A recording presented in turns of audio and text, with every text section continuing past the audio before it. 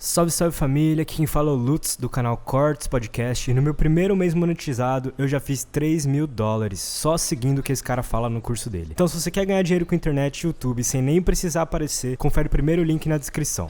Na bipolaridade, por exemplo, isso acontece com frequência, né? Onde que você tem algo que parece que é sintoma, mas as pessoas ficam assim meio, será que é sintoma mesmo? Será que isso não é? E para eu diagnosticar isso, eu vou precisar de um histórico, de conhecer a pessoa por mais tempo, né? Vai ser impossível dar um diagnóstico muito rápido, a não ser em situações de crise, né? Existem algumas situações de crise na psiquiatria que é muito óbvio, né? Que rapidamente você vai diagnosticar isso. Quais são as situações de crise? Você tem algum exemplo de que já aconteceu contigo? Claro, tem, por exemplo, quando alguém tem bipolaridade, ela pode entrar numa crise de mania. Crise de mania é basicamente a pessoa estar muito agitada, com energia muito alta. E isso acontece apenas no transtorno bipolar tipo 1. Mas como que ela fica? Ela fica sem dormir, por exemplo, 1, 2, 3 dias. Mas ao invés de ficar com aquele sono caindo, ela fica agitada, cada vez mais inquieta. Ela fala muito rápido, ela fica se movendo mais, então tem uma agitação motora, né? Basicamente fica se movendo muito, falando muito. Já começa a ficar meio óbvio, né? A pessoa não está dormindo, tem 3 dias, e ao invés de ficar caindo de sono, ela está muito inquieta e falante. Vê como já é um quadro mais forte, por assim dizer, né? Além disso, ela pode ter um aumento do desejo sexual, começa a ter muitos parceiros ou parceiras, no caso, né? Pode gastar muito, e aí a pessoa gasta mesmo, né? Eu já vi pessoa falir o patrimônio da família inteira em um mês, né? Cacete. Sim, pode acontecer durante uma fase de mania, essa fase agitada, né? Que eu costumo brincar que é como se fosse um fogão, né? Então, já teve pessoas que vendeu fazenda, torrou todo o dinheiro, né? Todo o dinheiro que a família tinha, né? Numa fase de um mês, por exemplo. No que essas pessoas gastam dinheiro? É com prazer ou ela compra coisas que ela acha que vai trazer um lucro? Com o que ela gasta? Excelente pergunta, porque na verdade esse gasto que a pessoa tem na bipolaridade nessa fase grave de mania é um impulso aumentado. Então a pessoa não vai lá comprar uma ação da bolsa que ela acha que vai dar lucro no futuro, não é isso. É o hedonismo, né? É o prazer aqui e agora. Então ela vai fazer o quê? Ela vai chegar na balada e comprar 10 combos de champanhe para todo mundo, né? É o famoso devendo e luxando, né? Mas é porque a pessoa está fora da racionalidade dela. Ela não faria isso normalmente. É a fase de mania que isso acontece, né? Quem teve muito isso é o Kanye West, né? Que é aquele rapper americano, né? Não sei se o pessoal conhece, mas é super famoso nos Estados Unidos, né?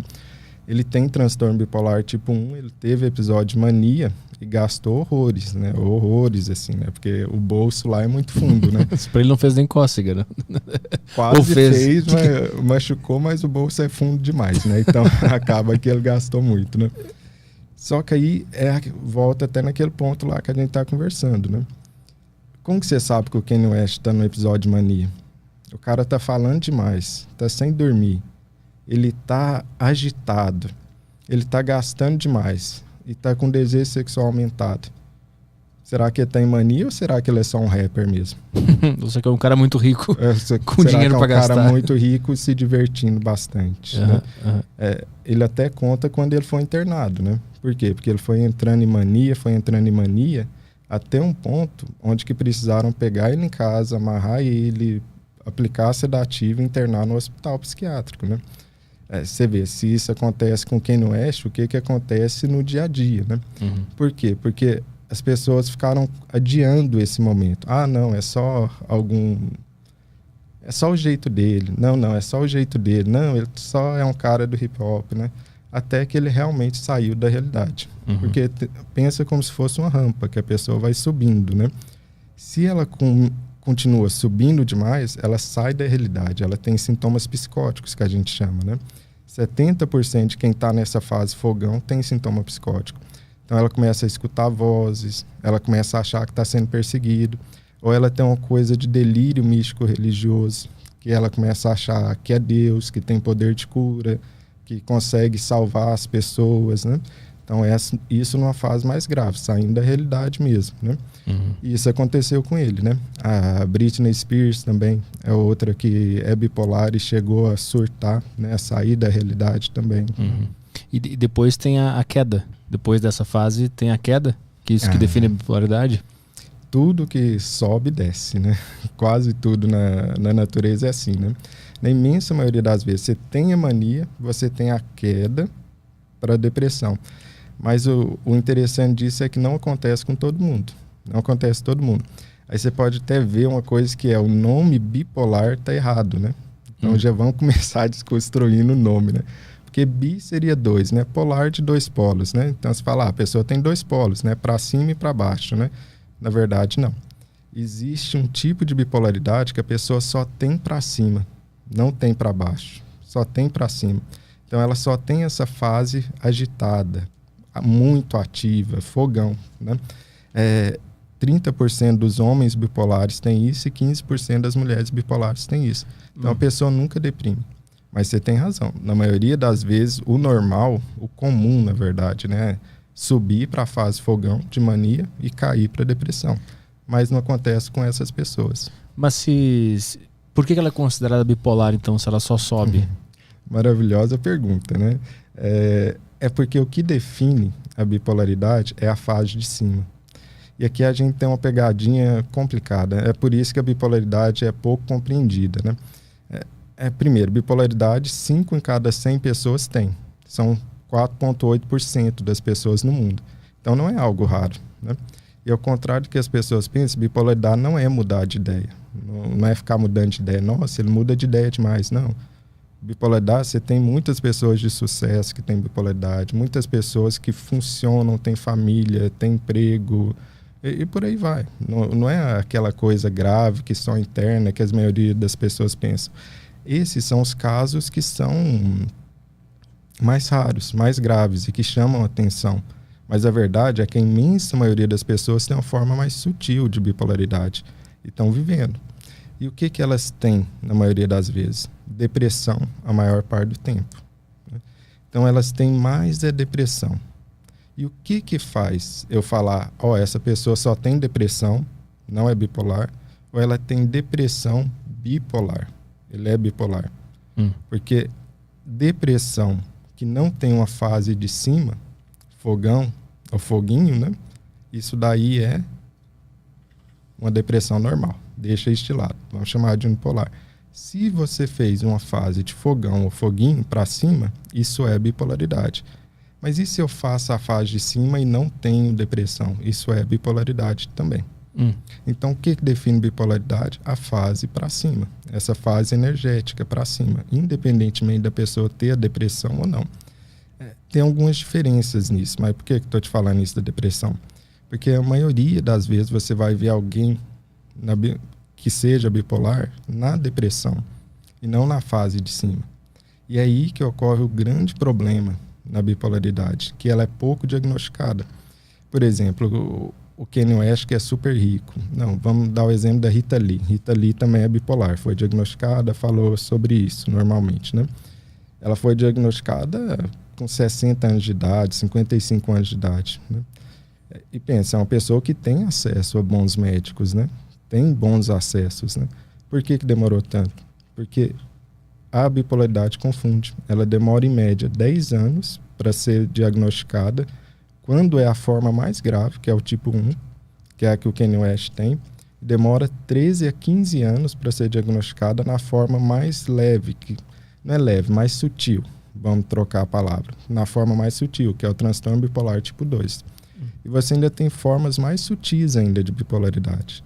O que quer dizer que a maioria das pessoas que são bipolares por aí não tem diagnóstico. Mas por que demora tanto o diagnóstico? Excelente pergunta. Às vezes porque a gente não tem tantos podcasts como esse, né? Dando espaço para a gente falar disso, né?